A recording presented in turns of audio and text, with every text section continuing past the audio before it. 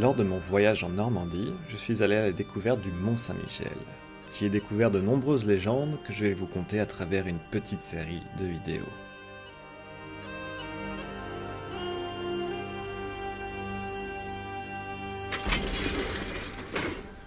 Avant même de devenir le Mont Saint-Michel, le mont accueillait des moines qui vivaient là en ermite. Ces moines dévoués au service du Seigneur étaient nourris par une disposition providentielle du Dieu qui gouverne tout, grâce à l'aide que leur portait un prêtre d'un village proche. En effet, lorsque les vivres sans lesquels la vie humaine ne peut être possible venaient à leur manquer, une fumée montant vers le ciel leur servait de signal, et ce prêtre chargeait un âne de provisions garnies d'authentique charité.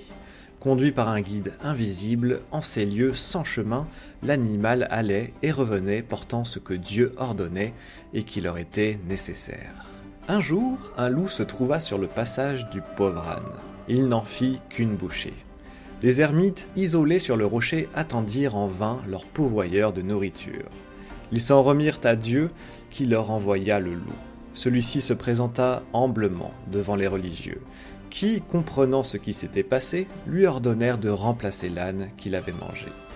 De ce jour, le loup porta les sacs sur son dos et devint, pour les habitants de la baie, un animal familier que chacun appelait et caressait.